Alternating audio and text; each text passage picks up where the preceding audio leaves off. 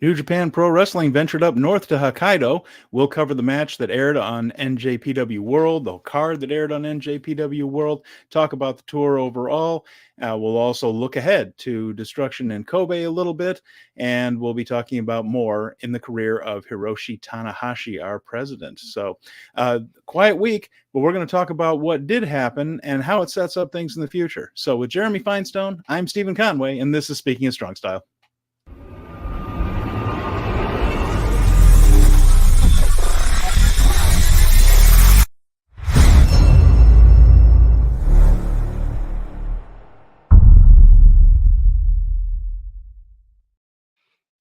Welcome, everyone, to Speaking of Strong Style, where we discuss the news, issues, and events surrounding New Japan Pro Wrestling. And just wanted to say hello to everybody who's watching us here live. I know Dunstan is here. Colin is here. Colin, good to see you, of course. Hey, Onosato's doing well, right, bud? So we are going to talk about New Japan Pro Wrestling's Hokkaido tour. And this is a part of Japan, Jeremy, they don't get to very often. I looked up some information about Hokkaido just to get an idea of the area, and the only big city above 500,000 people is Sapporo, and they do run shows there fairly regularly, but the rest of the place, it's a lot of small towns, but there are a lot of fans in those small towns, and it's the second largest island in Japan. So to do this little tour of small house shows in this area with multi-man tags is kind of just to get themselves back in front of those folks. And I have to say, Jeremy, the one show we have seen from this tour, they had a packed house of people that were pretty enthusiastic to be there. So as it goes, yeah, it might be good for morale. Yeah, no, New Japan seems to be cooking just a little bit, like some of the feuds that they're heating up with and everything. This wasn't the most amazing card. We had 5 matches on the show on the 14th, including a Rambo and a never 6-man title match. Totally fun, totally delightful, not earth-shattering in any way. Shocked at who the MVP was of that night. But all things considered, I mean, it's a fun run-up towards a not insignificant card on the 29th, the Destruction in Kobe, right? As they have approached that show in Kobe, we didn't know a whole lot of matches. We're starting to get the idea of what this card is going to be, and they're kind of loading it up. I mean, with a lot of title matches on this thing. There's a special singles match we're going to talk about. That was set up in Hokkaido. So this thing in Kobe here on the 29th, the actual Destruction show, that looks like a pretty damn big card. It's also, I believe, the next thing we're going to see from New Japan, because these Hokkaido house shows aren't going to be on NJPW World, and I think that we are just waiting for that one. Then we head toward Blue Justice, and then some more things down the road. But yeah, they have seemed to lean into this card a little more than maybe it looked like they were a month ago. I wasn't sure what they were going to do with Destruction. Maybe a couple of matches and then a multi-man tag type of undercard. That's not what we're getting. This is pretty much a super card coming up. Yeah, this is a big card of the month kind of thing. New Japan is trying to have their one big show a month, and we've had the G1. The G1 finals had a big match at the end and a couple at the semi-main, but frankly, we haven't had a really big show since Dominion. Yeah. Like the Windy City Riot and a couple of the stateside shows, they've been fine, but this is the one that feels like, okay, we're getting somewhere with this one. And then we got the show on the 14th, the King of Pro Wrestling, and then we got Royal Quest on the 20th of October. And man, it's just the road to Wrestle Kingdom. It continues on. And of course, we don't know anything about Wrestle Kingdom, including the main event, because Zack Sabre Jr. decided to challenge a King of Pro Wrestling after he won G1. So all of it is to play for, and all of it is to set up, which makes these shows a little more interesting than perhaps they even normally are. So let's take a look at this show at the Noboribetsu City Gymnasium. This was Saturday. It was on NJPW World, and they packed the gym. It was 1,255, and they were an enthusiastic crowd. You could tell they were really, truly happy to see everybody. And I believe they said something like it had been close to 40 years since New Japan had been in this particular town in Hokkaido. So it did have a festive atmosphere to it. And Toru Yano, is the sightseeing ambassador for this area. So he was the man of the night, and he appeared in 2 different matches and was the celebrity of the New Japan roster for the evening. And he was working boots too. He was in the opener. He did. He worked a lot harder than he usually does. And the opener, he teamed up with UFC legend, the Gracie Hunter, and New Japan star as well, Kazushi Sakuraba. And they wrestled the two young lions, the youngest young lions, Daiki Nagai and Masatori Yasuda. And it was a basic match. It was just fine. You know what happens in these. The youngest of the young lions get a little bit of fire in there, and then the veterans beat them. Sakuraba with a submission right there. It was just to warm up the crowd and get Yano out in front of everybody. I will say that the render was not exactly contemporary for Sakuraba. He definitely did not look like that when he came out to the ring with his bleached hair, and a little bit older than he looked in that rather young render that he has right there. This is what you thought it was going to be, you know, like there were a couple moments where the young lions got something, but it was Sakuraba and Yano, surprisingly, dominating in offense and legitimate wrestling from Yano. He did his stuff, but it was significantly toned down. You know, this was a competitive Yano tonight, and I thought that was really interesting. Would lead to a main event match with Yano as well. But also, we'll get to it in the main event. No shenanigans from House of Torture in this one. This was kind of screaming out for an angle alert there with him wrestling twice on one card, but no sign of House of Torture during his early match to try to get an advantage for later or anything like that. They just had Yano come out and shake hands and kiss babiys and win the match. After that, years, this was Yano's night, my man. Noborobetsu Rambo match was next, and this was a 20-man Rambo, basically Royal Rumble type of thing. And this was a way to let the fans see a lot of people on the roster, but no one had to do a whole lot. You know, they just kind of come in for a little while, hit a couple of things, and get out. We'll hit some highlights here on this one. It went about a half an hour, 34 minutes. And the announcer that Iizuka always used to terrorize came back for this one, ominously. The announcer, he came back out there in his jacket and tie. And, of course, Iizuka was announced as being part of this Rambo.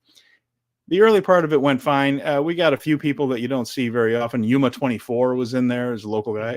Tomoya, local guy, I mean, but he's from there. I'm not trying to say he's just some prelim wrestler. He's had a solid career, but he's from the area. Tomoya was in there. He was a guest. And then, of course, we talked about how we got Takashi Iizuka, a few people in. And Iizuka, of course, doing the wild man gimmick. He had the iron fingers back, Jeremy. Hadn't seen those in a while.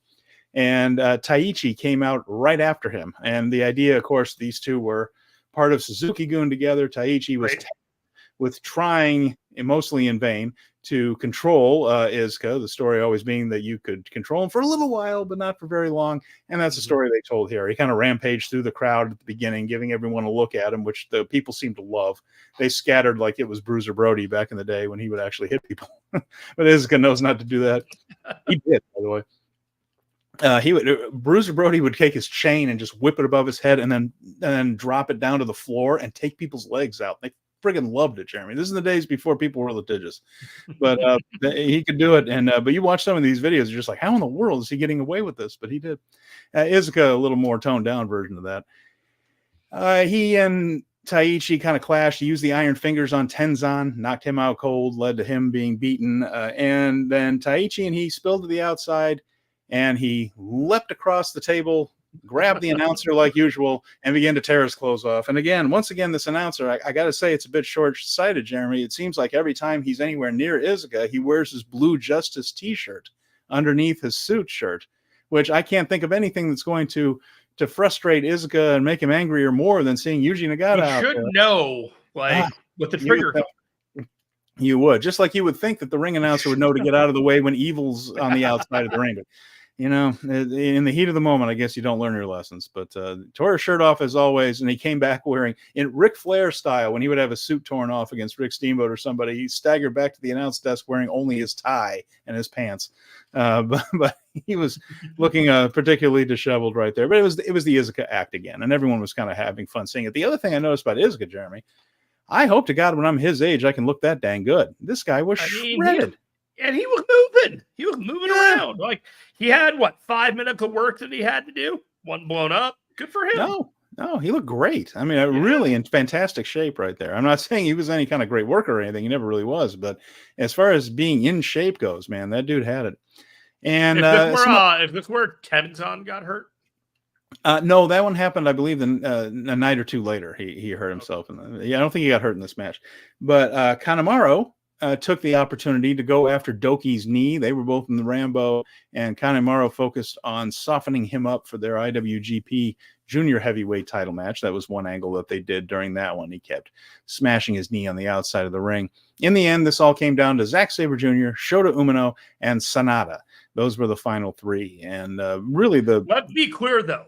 Those were really the only top guys in this Rambo. It wasn't just like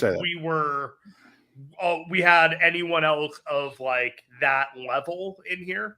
Mm-hmm. You know, it was once those three guys were in, it was like, okay, now let's start wrapping this up. Yeah, you're right. The only other person was Taichi, who is from Hokkaido. He's from Sapporo and all that. So you would think, well, maybe they take him a little seriously, and they did. But his role was the Izuka's part. Yeah, the Wrangler. Yes, the Izuka Wrangler, exactly right. Of course, we had the whole thing with the Iron Fingers where they almost possessed Taichi, and we almost lost him, but he managed to resist the becoming a savage with the Iron Fingers. Anyway, that was quite an angle. But came down to those three, Zack, Shota, Sanada. It ended up with Umino maneuvering Zack over the top rope to the apron while in a submission hold, and then he hit a running uppercut to eliminate Zack and Shota Umino, the winner of the Rambo, and he got the big prize. Jeremy, do you remember what the prize was for winning the Rambo? I don't. He got an onsen pass. He got a pass to the hot springs. I'm sure he will make good use of that with some lovely lady. He said afterwards that, hey, these are good for the aching muscles. I'm sure they will be screaming in that. No. It's not that kind of a place. Those muscles will be relieved. Well, that's not that kind of a place. So anyway, that was the Rambo right there, and really was just a chance to give a lot of people on the roster out in the ring and give people a look. And I really didn't remember what the prize was. This was not a Royal Rumble or anything like that. This was really close to the traditional Wrestle Kingdom pre-show Rambo. You know, you get as many guys in there, and then the people that don't have anything else going on the card, you know, they made an appearance. It was pretty much salvaged by Shota, Sanada, and Zack Sabre Jr. at the very end. It went from, you know, this is a fun, lighthearted little thing where you get to see a bunch of favorites to feeling like there were some consequences.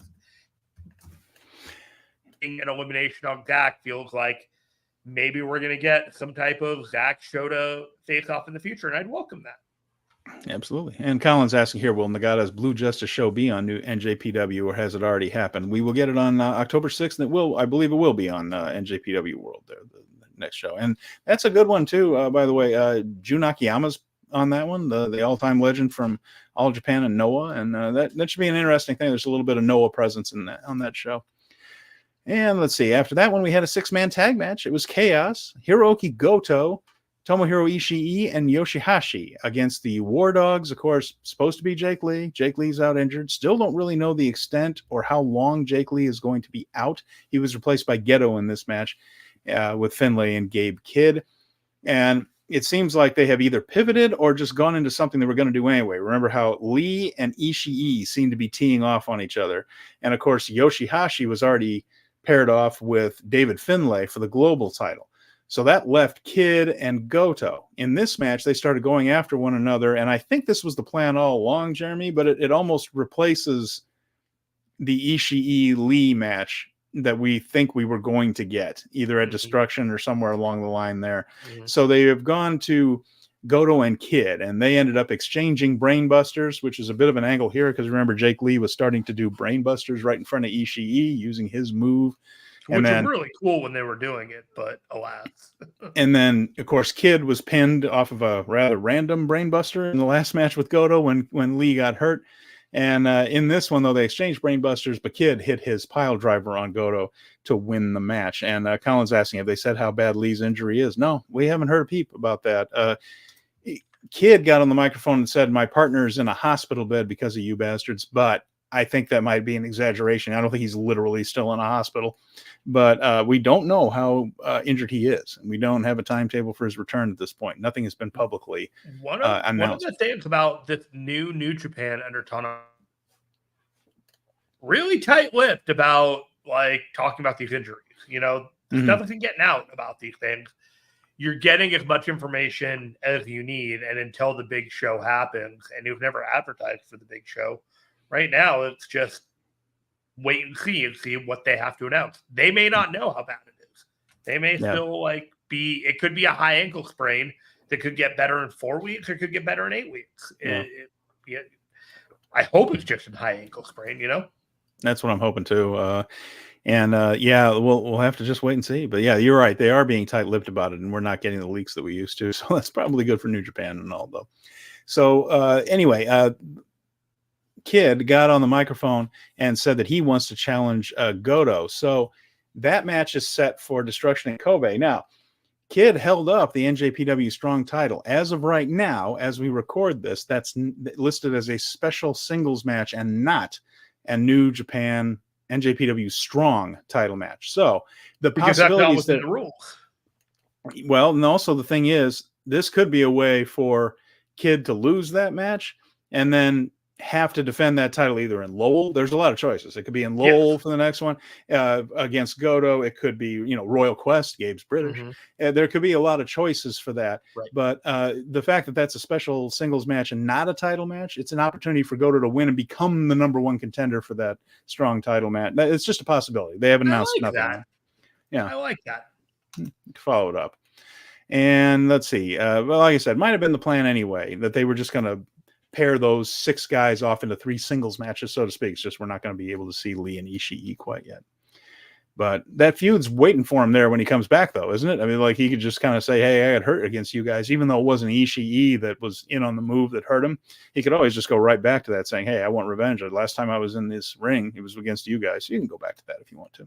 Oh, they'll have it on a silver platter. I think what they were setting up with Ishii and Lee, with the taunting of the finishers, that's just old-fashioned heat right there. Sure. You know what I mean?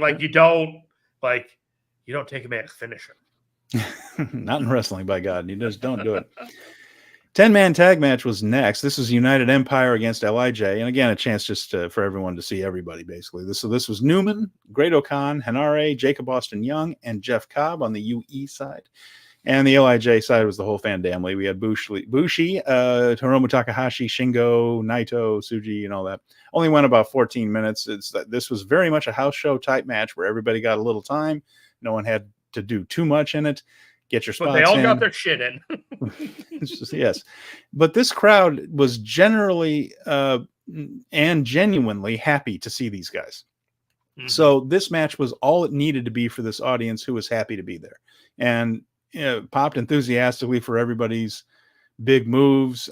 They were into everything in this one. And this was a match where I think if you had this very same match at Korakuen Hall, the fans in Korakuen would understand that, well, this is what we're doing. We're on the road to something. It's a multi-person tag. We'll respond politely, but not. But this crowd was just like, oh, hell yeah, I'm getting to see all these guys and I'm getting to see them all do their moves. And then it had a fun atmosphere to it, despite this being a pretty standard match. But it just reminds me, Jeremy, anyway, that when you do these house shows, that's all these matches have to be. These fans are really happy with these matches and getting to see everyone. So sometimes when we watch every single one of these events on NJPW World, you think, 10-man tag, I'll watch it, and it'll probably be fun. It'll probably be enjoyable, but not memorable. Pretty memorable to the people sitting live in the stands, getting able to see all these guys at once. They were able to put on measured shows that accomplished exactly what they needed for the audience and gave them everything they wanted and nothing more. And nobody had an issue with it. It was like everyone got their money's worth. That's how they felt. You could watch this show and tell them, like, yeah, I'm happy being here. Thank you for New Japan. I guess I only bring that up because sometimes I have to work to remind myself, I'm talking about myself, not anybody else but me, that not everybody is in the weeds like I am with this stuff. Not everyone is analyzing everything on every match. I enjoy it. This is what's fun. Well, that's the fun part for me. But I also have to remember that some people just want to see the guys on TV and they're thrilled with a 10-man tag where everybody just does a couple of things, but it's the signature stuff. And well, I have to. Let's make this relatable. It's like you watch an AEW show or a WWE show, and you see the varying levels of excitement of people being there. It's like right now you go to a WWE show and they got a decibel meter like going off the chart, but they're also charging an arm and a leg to get in there. So it's like there's almost an expectation of you're going to get everything in the kitchen sink. You're going to see everybody, everything, whatever. AEW right now is like they're charging money, but the enthusiasm when they're in the audience is like for the big stars, they're there. But when the rest of the stuff is going on, it's a little bit less there. When you have New Japan, it's right in the middle of in between. It's like you have fans that have paid a fair price to get in, and they know exactly what to expect when they're getting in there, and the stars know exactly what the audience wants to see, and they get all of it. And it's almost like an entertainment business transaction that works perfectly in Japan. And this is a perfect example of New Japan understanding its audience in a region and playing exactly to that. Yeah. And it makes me wonder too. I was looking back on the very first WWF card I ever went to, and it was, and I'll share something with everybody here. It was back in March of 1987. So it was a few weeks before, just a very few weeks, within a month of WrestleMania 3 in Detroit. And the main event was 3 different singles feuds into an elimination match. So it was Roddy Piper on one side, Junkyard Dog, and Ricky Steamboat.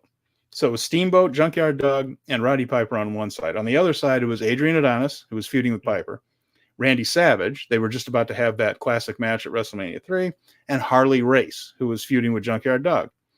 So that was the main event, and it was an elimination match, and in the end, Piper ended up winning, beating Savage. What I remember about it was that I was ecstatic that all those guys were in that match.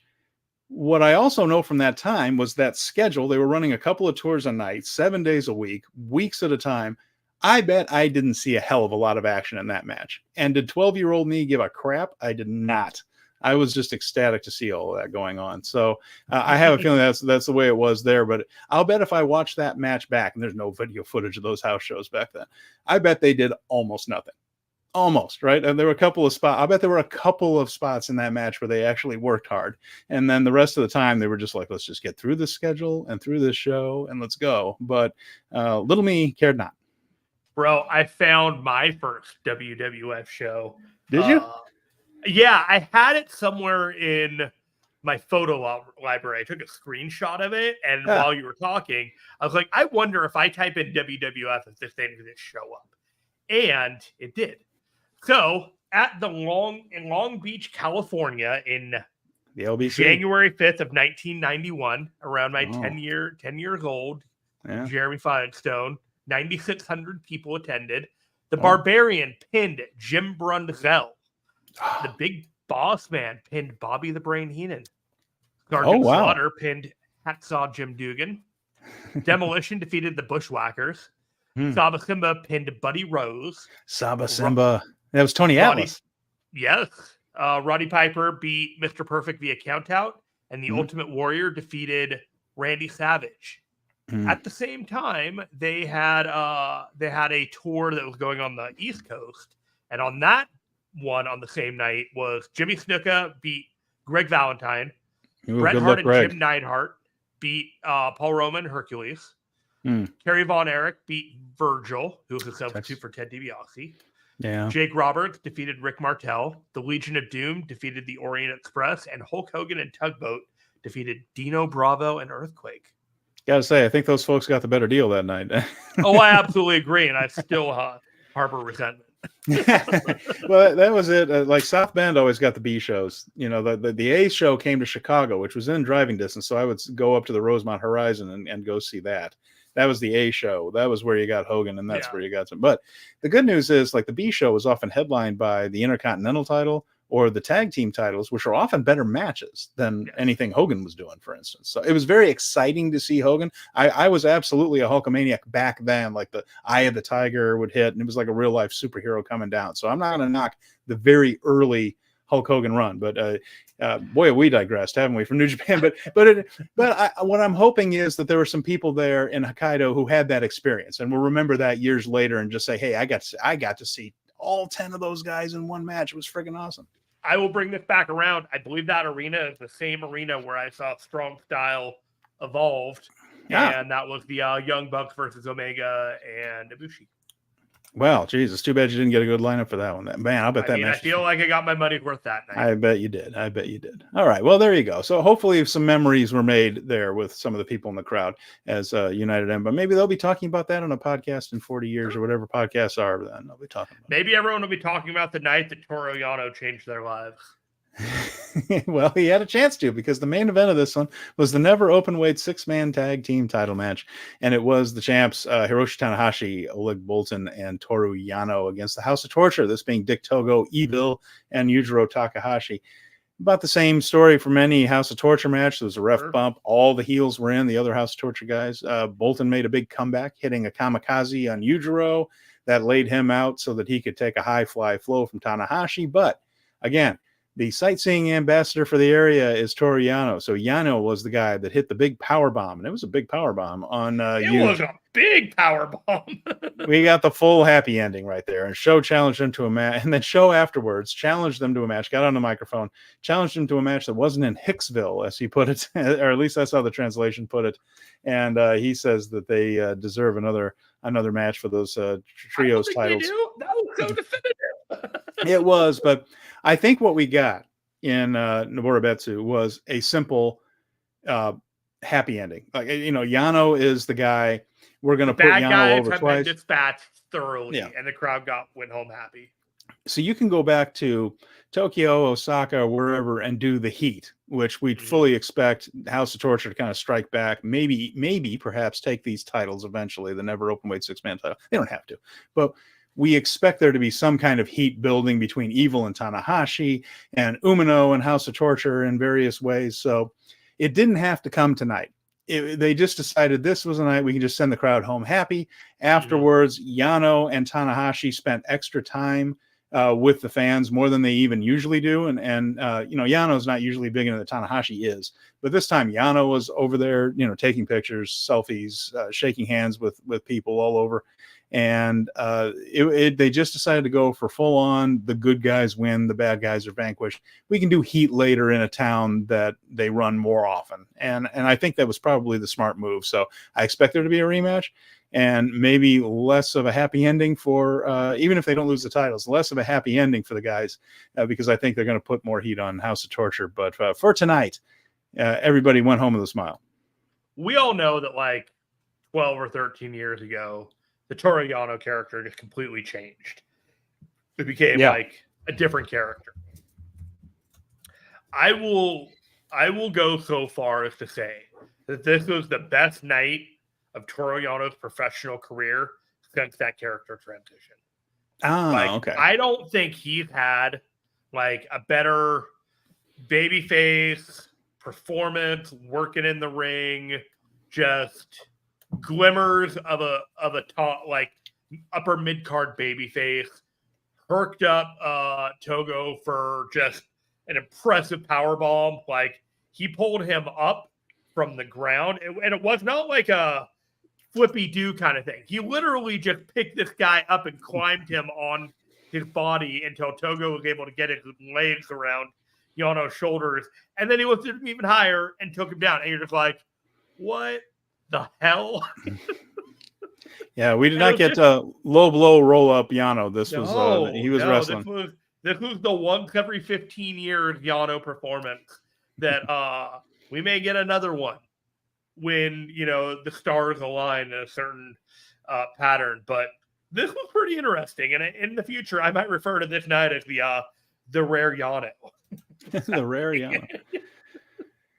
So yeah, that was the show right there. And but yeah, sure. Fun night. I enjoyed watching it, and I enjoyed watching the people enjoy it, if that makes any sense. That enthusiasm within that crowd was infectious. And so I remember hearing, I was just listening to Stardom Road, one of Scott Edwards' podcasts about Joshi, and there was a show at the 5-star Grand Prix this year in Shinjuku Face, which is that tiny building in Tokyo. It holds about 300 people. But the atmosphere in there is fantastic, and all the noise just kind of sits down the ring. And it was the best show of that entire 5-star Grand Prix tour, just because the fans were into absolutely everything from the beginning, and you could hear them. And then it pushes the performers because everybody gets a jolt of energy from the people. And it was, that when you get that just right, it can be a lot of fun. When the wrestlers and the audience are vibing with each other and everyone's having a good time, it just makes for a good show. Yeah, absolutely right. So hopefully the rest of the week is like that as well. Now, unfortunately, Hiroshi Tenzan was hurt I believe it was Monday. Do you know what happened? Tour. No, I really don't. It said he suffered a leg injury and he's out for the tour, and so they had to pull him off of things. But hopefully he'll be okay. But I mean, obviously he hasn't been moving well for quite a while. But the rest of the tour is very basic. Multi-man matches, and it's mostly War Dogs versus Chaos, LIJ against United Empire, and then House of Torture split up against just 5 guys to cover the Doki title match, and then also against Hantai to cover the never openweight 6-man title situation. So that's mostly what you're getting in each town, those kind of matches, with the Young Lions wrestling in the beginning. In fact, they had what I believe for the first time, the older Young Lions against the younger Young Lions. So we had Nagai and Yasuda losing to Murashima and Shomakato. So that type of thing. You're starting to see those. That's a step forward for the youngest of the Young Lions team together against the other Young Lions. So showed a little bit of trust. And again, they're just getting reps and ring time. So that's mostly what's going on in the underneath.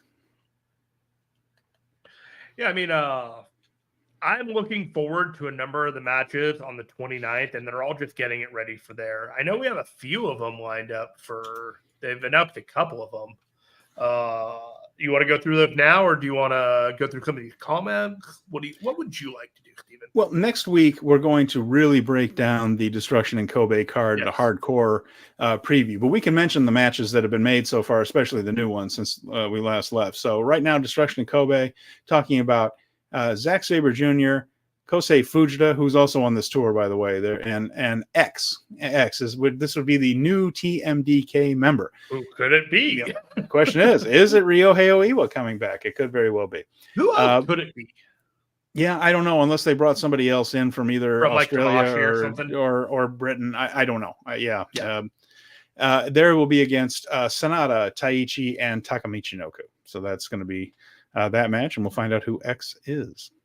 I'd really like it to be Ryohei Oiwa, but I wouldn't count out Luke Jacobs or JJ Gale or one of the Rev Pro guys, or one of the Tamashi guys. Yeah, it could be. We don't know. We don't know, but Oiwa's had his farewell from Noah and is ready to come back home. So this seems like the timing is good, but it's almost too obvious. But perhaps that's things are aligning in a certain way. Yeah, much like Yota Tsuji left, and they started doing a presentation for him. This feels like much similar thing. We mentioned the special singles match. Again, not for the strong title as of yet, but Hiroki Goto against Gabe Kidd. We'll also see Great Okan and Tetsuya Naito for the IWGP World Heavyweight Championship. And the current rumor is Robbie X, according to Dunstan, by the way. Robbie X. Now I would like that, and especially because we mentioned on the show before what we're hoping for Oiwa is something a little bit bigger than being second or third in a faction. But you never know. We'll see what New Japan does. But Robbie X, I'd be happy to see him, and also it would make me happy knowing that maybe there's something else for Oiwa there. Yeah, I'm definitely on board with Robbie X. I need to go through his catalog a little bit more, but definitely okay with that. On here, we got the timing of the show. It's going to be midnight on the Sunday, September 29th, 3 a.m. Pacific, and 8 a.m. Yeah, 12 and 3 a.m. Yeah, and then we have 4 title matches at the top of this thing, special singles. I feel like we need to talk about coming on and talking about this show especially. We'll get back to y'all. Yeah, 5 title matches, actually. So it's pretty You guys let us know if you want us to do a post show on this thing, and we'll take it into consideration. There you go. All right, so that's what's coming up there. And then Blue Justice is on October the 6th. I just want to mention that one real quick because they did announce the main event for that one. So far, all we have is the main event. And it is Jun Akiyama and Yuji Nagata. Akiyama is working more with DDT now than anything else, but he is, of course, in All Japan and Noah Legend. They will be facing from Team Noah, Atsushi Kotoge and Go Shiozaki. So there you go. It's mostly a Noah-themed main event for Blue Justice in Chiba. Yeah, somebody was looking at the tag setup and they're thinking, would the tag would be on World Tag League? I'm like, I don't think anything that we see on Blue Justice is going to translate to a World Tag League setup. Not necessarily. Blue Justice can be only semi-canon sometimes in terms of that. They're sort of self-contained. They're promoted by Nagata in his hometown. He brings in people he wants to bring in. It's a charity show, right? I think so. Yeah, I think there is a benefit to it. So and then but it is his thing. So it's not it's not necessarily part of the overall New Japan deal. So okay. What else we got? Do we want to go over the matches that have been announced for Royal Quest so far? Because I think we have a couple of formal things. Sure. Let's get those up here. All right. And then we have Mikey Nichols and Shane Haste. That's TMDK against Tanahashi and Ishii. Of course, we knew about that one as they earned that title match and number one contenders thing. So, and then we have Zack Sabre Jr. against Sanada. And that could be. I really think match. Gabe Kidd and Goto probably going to happen at Royal Quest for the title because Gabe Kidd in England wrestling and defending a title is probably going to get a reaction. You'll get a reaction, yeah. I mean, they'll also need something for Lowell, Massachusetts coming up, so we'll see. Oh, I'm sure they'll get somebody that Gabe Kidd can destroy in Lowell, Massachusetts, no problem. The question is Royal Quest going to be airing live on New Japan World, or are we going to have to wait like a week like we have in the last couple of years? I don't know. Do you know the answer to that? I don't. I literally thought about it just now, and I was like, oh, no, are they going to do the thing that they've done to us the last couple of years? You know what I'm talking about, right? I do. Let me see what they're doing here. I'm looking at the schedule, and let's see. That's for. I'm going to look at the schedule right now. You got Destruction in Kobe on the 29th, Wrestling Live, and then that's. Oh man, they're doing it to us again. I think they are. So we will be able to watch the 40th anniversary on Sunday, October 6th. The King of Pro Wrestling on Monday, October 14th. And then they're jumping to the Super Junior Tag League and the Road to Power Struggle on October 24th through the 31st. Yeah. So, I don't know when we're getting Royal Quest. I don't mind if it's a pay-per-view. I really don't. Just announce it and make it a pay-per-view and make it the cumbersome thing that you got to do for every pay-per-view where you go on the website to watch something on your streaming app. That's clever, but just make it available. I don't care if I'm spending $10, $20 for this thing. The card is already enough that I'm interested. Yeah, I'm curious to see where they put it up there. I'm sure there'll be a way to see it, but hook or crook, whether it's world or not. So, yeah. By the way, if you ever need to look at the schedule, you can go to the New Japan World app on your phone, and at the top corner has their schedule of shows, and you can always check what scheduled shows will be on New Japan World and when you'll be able to watch them on the schedule tab in the top left corner of the New Japan World phone app. Colin, who I believe is in Scotland, saying our own show and we don't get it live. It's ridiculous. Yeah, I agree with that. Criminal. It should be on there. Criminal. Should be on there. All right. We have some Tamashii news. The New Japan Tamashii out there in Oceania. It's holding the Oceania Cup tournament, and it's down to the semifinals, Jeremy. A couple of names that you would have known from the past here in New Japan. Of course, Bad Luck Fale has made the semis. Jack Bonza, who has been here before. He made the semis. The other two are Jake Taylor and one of my favorite names in wrestling right now, Punch Drunk Istra. So Punch Drunk is facing Jake in one semifinal. Bonza and Bad Luck Fale are in the other. So is there an accessible way to watch these shows, Stephen? Not that I'm aware of. These have not been archived anywhere that I can find on NJPW World. It doesn't look like Tamashii has a distribution deal as it stands. That seems very weird that this is tied to New Japan Pro Wrestling in some way, yet There's not an infrastructure for us to view these shows if we so choose.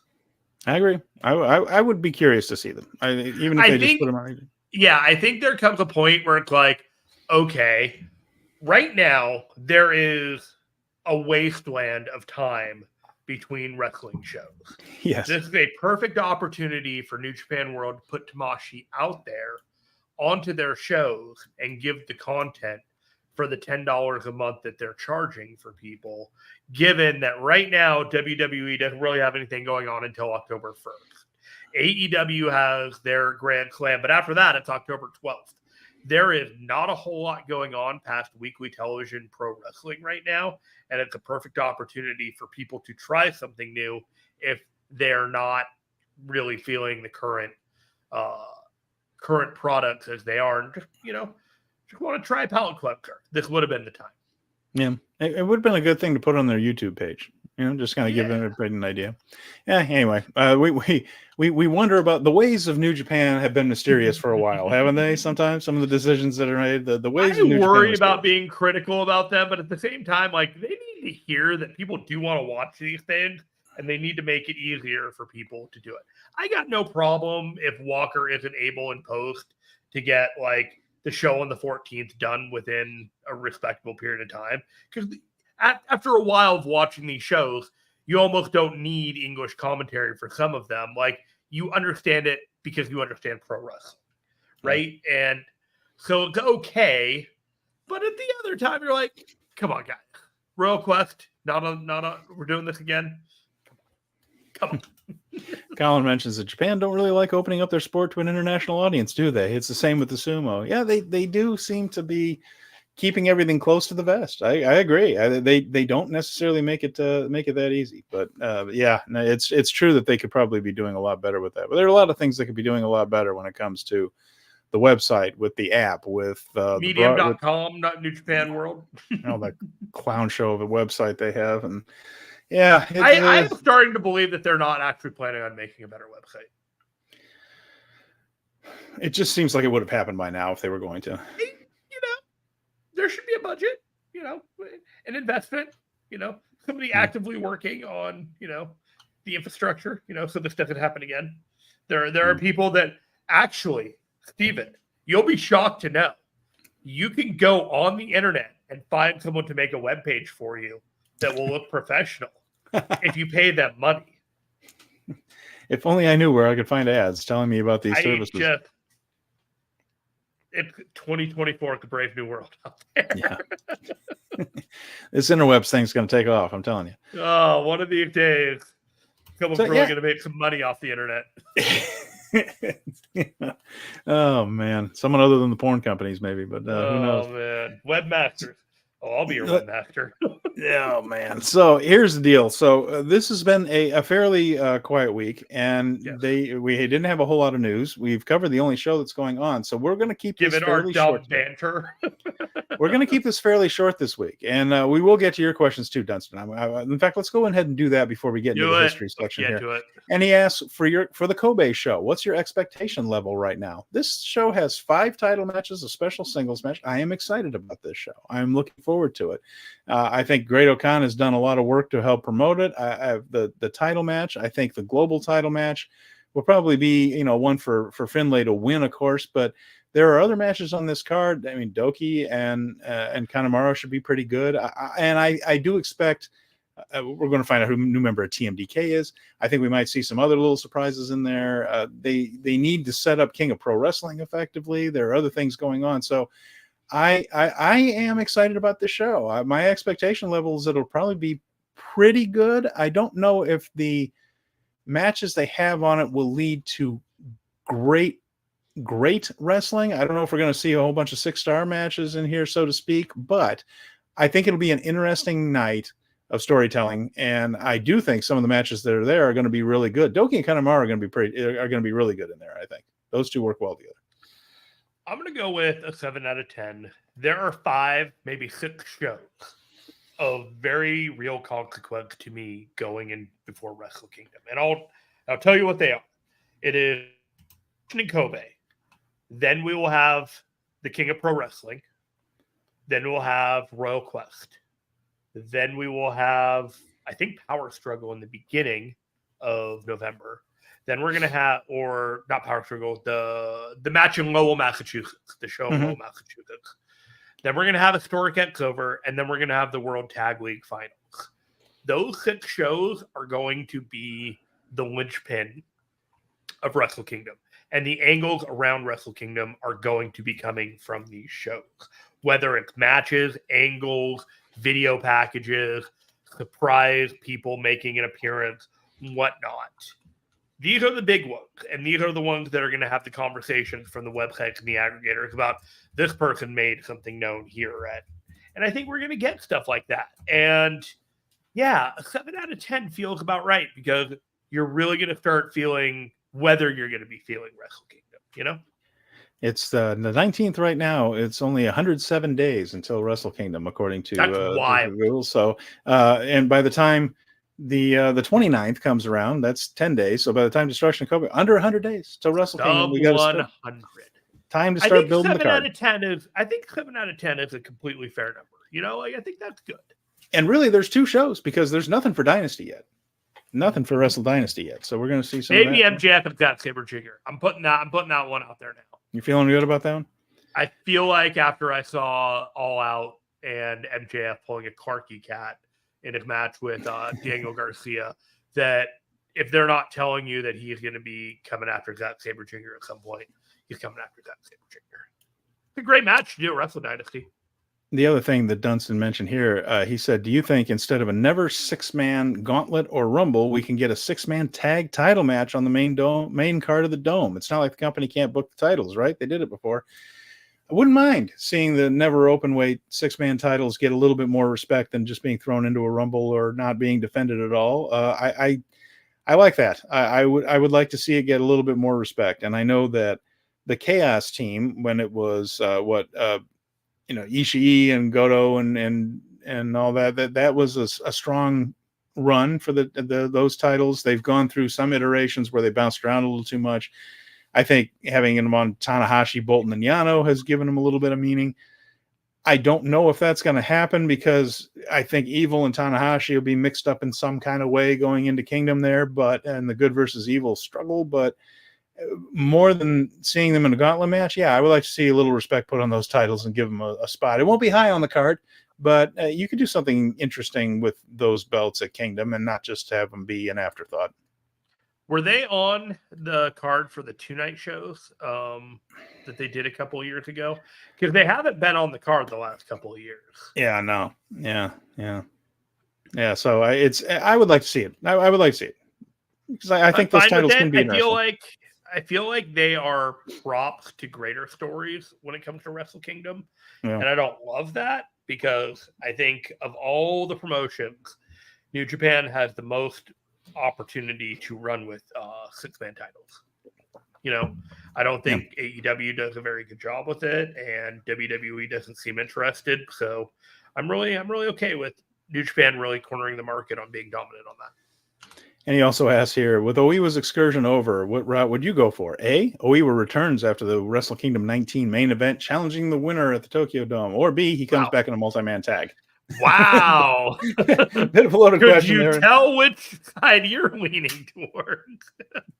Yeah, and I understand what you mean. It can be a little deflating to think that, oh, he's just going to be a guy in TMDK. Maybe he's not, though. We don't know who X is. If he does come back there, I mean, he will be in a pretty good position, you know, being the Shingo to if Shingo is that to Naito, he could be the Shingo to Zack Saber's Naito, so to speak. But the coming back and remember, they've only done that where somebody comes back from excursion and challenges the champion once, and it was Okada.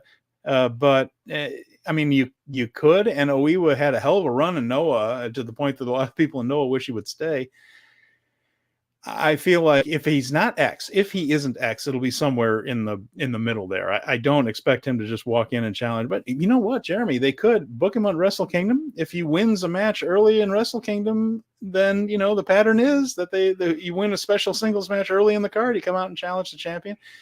Bottom line is, we don't know how much stock the company has put in Oiwa. We're excited about him, and he looked good in Noah.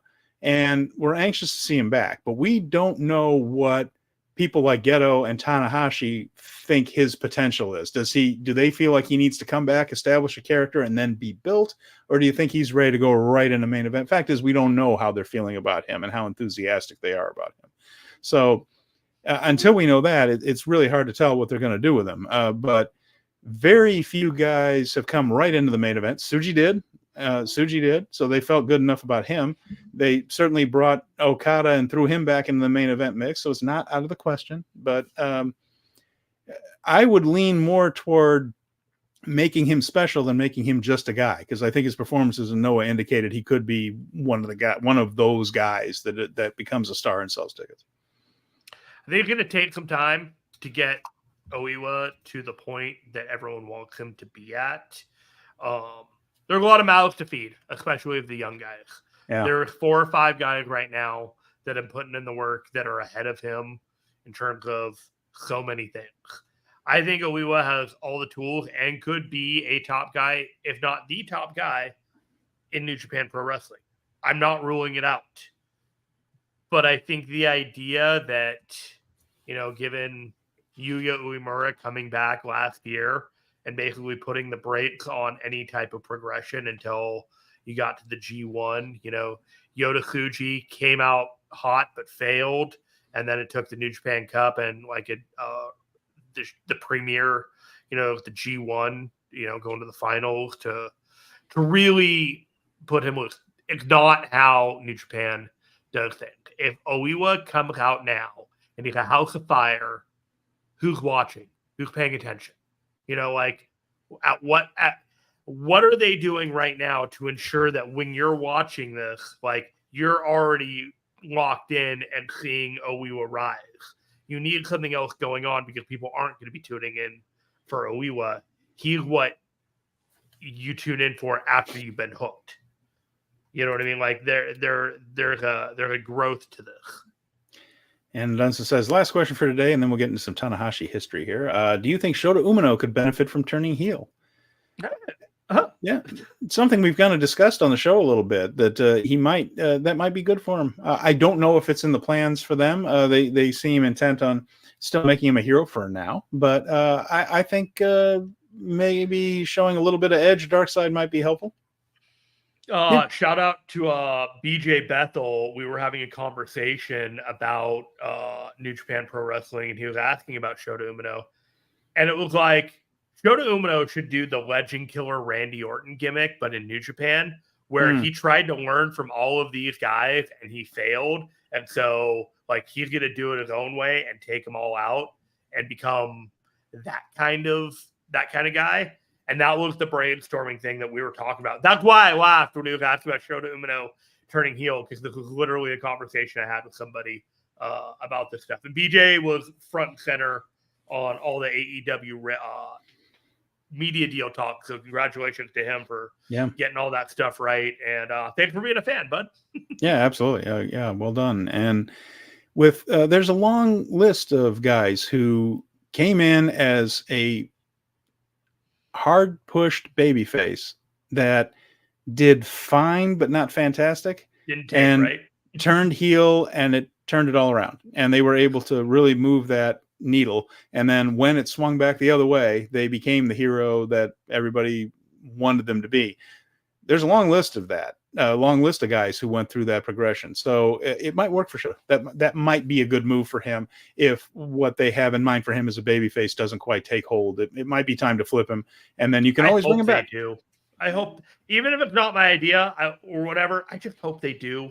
I feel like there's some toxicity to him as a babyface right now, and he needs to just kind of lean into, the ne'er-do-well aspect of what people kind of want him to be.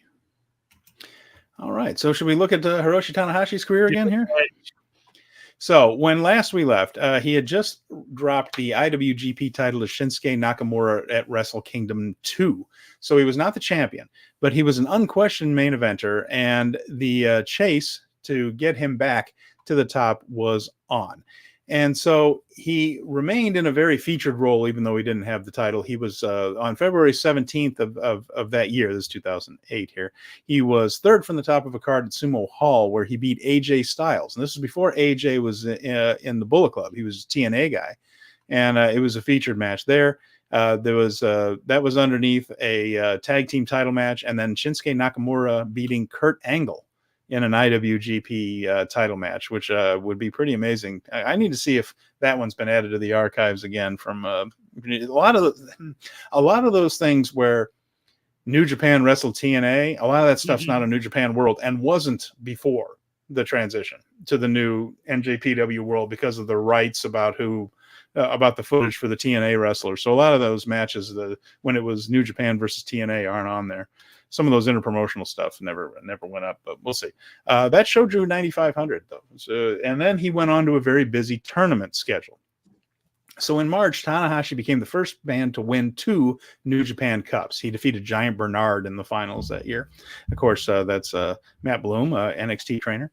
He faced Nakamura for the title just 1 week later after winning the cup for the second time at Korakuen Hall, but lost. And they crammed over 2,000 people into Korakuen from that one. And that's kind of a throwback to when I started watching Japanese wrestling, when they would just standing room only the hell out of that place. And a sellout now is about 1,600, and they could cram about 600 more up in standing room spots and in those balconies that kind of look over everything, where they used to have all the banners, and they used to fill all that up. And then from there, New Japan was also working not only with TNA, but they were working with All Japan. They were working with Noah. This is when the business was a little shaky, so everyone was kind of doing things to help everybody else out. Not really help everybody else out so much as help themselves by generating some interest. And there's always one thing that people are always curious about, and that's the interpromotional feud. It just works every single time. And so they went back to that, and he was in the Champion Carnival. So he entered their tournament, and he won Block A. The other guys in Block A were Toshiaki Kawada, one of the all-time greats, Keiji Muto, all-time great, Satoshi Kojima, all-time great, Teo Kia, who was excellent. But he ended up drawing with Muto and Kawada and beat Kia and Kojima 6 points, won Block A. Suwama won Block B, and the other people in there were Joe Daring, Kensuke Sasaki, Minoru Suzuki was in Block B, and Osamu Nishimura. But Tanahashi went to the finals of the Champion Carnival, lost to Suwama there. So still, this year was very valuable in that he had a lot of high-profile singles matches. We've noted that when you wrestle under this system, the New Japan system, you only have singles matches, usually every once in a while once you're a big star. You spend most of your time in those multi-man tags and to build to the big shows at which you have a singles match. But here he was having regular singles matches against top guys from All Japan. He went into the New Japan Cup and won it, so he had a bunch of singles matches there. Then it was over to the G1. So even though he's not the champion, he's we're seeing him in a lot of featured singles matches in high profile situations. But he also suffered a bit of an injury in the summer, though. He only scored 4 points in the G1, but nevertheless, he was almost all of his G1 matches were the top one or second from the top. He was in a very prominent spot. He also ended up teaming up with AJ against Nakamura and Kurt Angle, and later appeared at a TNA taping. He teamed with Volador Jr. there, actually, in a tag match. He stayed there for a few weeks when TNA toured a little bit. Not everything was a TV taping for TNA back then. So he stayed away. And one of the people he wrestled consistently was Consequences Creed, who's now known as Xavier Woods. So there you go.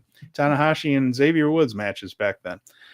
And he came back to New Japan in November to enough fanfare that his matches on the tour were touted as high fly star comeback to X town, like whatever town they were in. High fly star comeback to Hokkaido. High fly star comeback to Nagoya. There was a signature way of advertising him. Yeah, but this was enough of a thing that Tanahashi's back, and he often teamed with a little bit with Nakamura, but a lot with Hiroki Goto. He teamed some with Tetsuya Naito back then. This would have still been Stardust Naito. before he went to Mexico. And then he also teamed with Ryusuke Taguchi quite a bit in that time. Those were kind of, he had a lot of different tag team partners over this run, but those were the most consistent. This all culminated in Nagoya as he defeated Giant Bernard in the main event of a show that drew 8,500 people, and it sealed his place at Wrestle Kingdom 3. So it was a match to determine his spot at Wrestle Kingdom 3. His comeback indeed was complete. At Wrestle Kingdom 3, January 4th, he defeated Keiji Muto for the IWGP title at a show that drew 40,000 people. So now things were cooking once again. By the way, other matches at that Wrestle Kingdom 3 were Nakamura and Goto beating Mitsuharu Misawa and Takashi Segura in a rather tasty Noah versus New Japan match. That must have been fantastic. And unfortunately, Misawa didn't have terribly long to live after that, although, of course, no one had any idea. And Team 3D. So this was Bubba Ray and Devon, who weren't Bubba Ray and Devon for copyright reasons, but they were the Team 3D. They defeated Makabe and Toru Yano in a hardcore match for the IWGP Tag Team titles on that show. So Makabe and Yano, the version of them, they hadn't split up yet. Yano hadn't left to form Chaos and all that kind of stuff. They were still teaming together. The most violent players, the MVPs. And the opener of that one, and I'm bringing this up for a reason here. Opening the show at Wrestle Kingdom 3, Milano Collection AT, Minoru, not Minoru Suzuki, just single name Minoru, and Taiichi Ishikari against Mitsushita Hirasawa, who eventually became Captain New Japan and was not a major star, but his partners were Kazuchika Okada and Nobuo Yoshihashi. A young lion? Couple of young lions out there. Okada and Yoshihashi as young lions. So after all that, Tanahashi has now beaten Keiji Muto, and we all know that when Muto loses, he doesn't stick around, right? So anyway, he needed to name a new opponent. So he called out Nakamura, since we have mentioned in previous weeks that he and Nakamura have been tangling for a long time, and Nakamura had beaten him in some high-profile matches before, including at Wrestle Kingdom. Tanahashi wanted that big win. And he broke through and finally did. He defended his title successfully against Nakamura in Sumo Hall in front of over 9,000 people. This match for Tanahashi, a little bit similar to what happened when Okada finally overcame Tanahashi at Wrestle Kingdom. Remember, he tried him and failed a couple of times. Now, of course, when he came back from excursion, he beat Tanahashi, and that's the big February surprise, right? But then they had their Wrestle Kingdom matches, and Okada would keep hitting Tanahashi and losing, right? Well, this was the big thing for him. Tanahashi had lost a couple of high-profile matches to Nakamura. Now he's finally won one. He defended that title a few times, but he dropped it to Manabu Nakanishi in May, but that was just really to regain it at Dominion. So they just did the kind of flip-flop there. And that was the beginning of his fourth title reign. He went into 2009's G1 as the champion, so of course he didn't win it. But he was tied with Togi Makabe and Masato Tanaka at the top of Block A. He advanced, Tanahashi did, on tiebreakers. Nakamura, meanwhile, dominated the B block. Just rolled through it with 12 points. Nobody else had more than 7. Nakamura and Tanahashi met in the semifinals. Now, not only did Nakamura beat him, but Tanahashi suffered a broken orbital bone in the match, and that forced him to vacate the IWGP Heavyweight title. So, Nakamura and Makabe met in the finals of the G1, and Makabe won. They had a rematch of the G1 finals. Now, they didn't know that Tanahashi was going to be out and had to vacate when they had the finals. So later on, they figured that out. So they rematched Nakamura and Makabe, the two biggest stars that were left with Tanahashi on the shelf, to fill the vacancy. And this time, Nakamura won it back. So got it.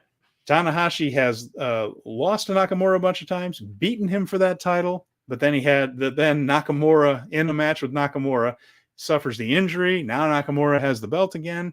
He's got to climb that mountain again. So Tanahashi returned in October, and that led to him challenging Nakamura, but he lost at the Destruction show in Sumo Hall that year. So that was at Destruction.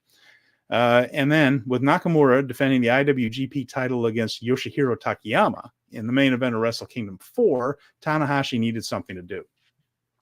The theme of Wrestle Kingdom 4 was Noah versus New Japan again. So this time, Hiroki Goto challenged Takashi Segura for the GHC title. So the Noah title was being defended. Naomichi Marufuji challenged and defeated Tiger Mask, the current Tiger Mask, for the IWGP Junior Heavyweight title. Yujiro and Naito were teaming up, and they defeated Giant Bernard and Carl Anderson and Team 3D to win the IWGP Tag Team titles. So Team 3D held those titles most of the year that time.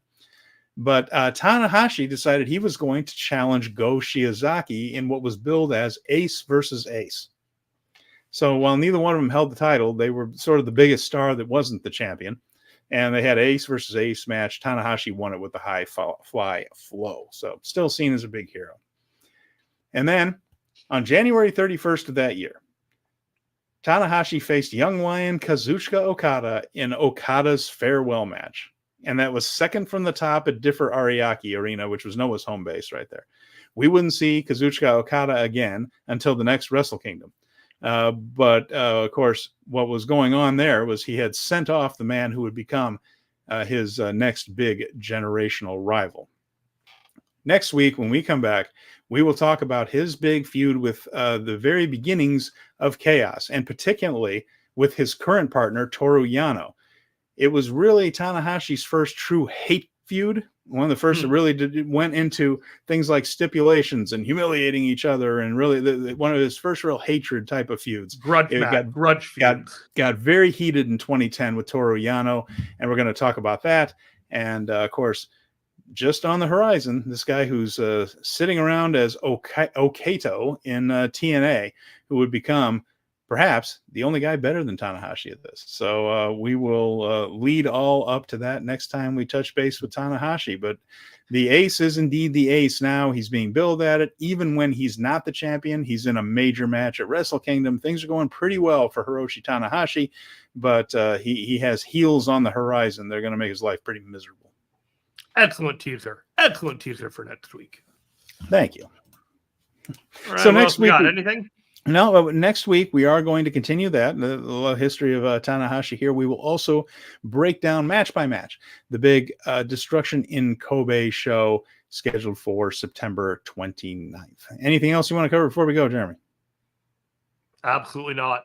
Thank you for a brief episode. We might have extra minutes at the back end of this month. Who knows? But right now, not much to talk about. Fair enough. So next time we're here, we'll also cover any other news that comes up while we're away. And so with that in mind, make sure you check out things like the Dynamite show, Power Bombshells, everything else. Power Bombshells will be back Sunday at 1 p.m. Eastern. So in the meantime, for Jeremy Finestone, I'm Stephen Conway. Thanks so much for spending time with us, either as a podcast or here on YouTube. We really appreciate your time and that you've decided to listen to our show. I'm Stephen Conway. He's Jeremy Finestone. This has been Speaking of Strong Style. We'll talk to you again real soon.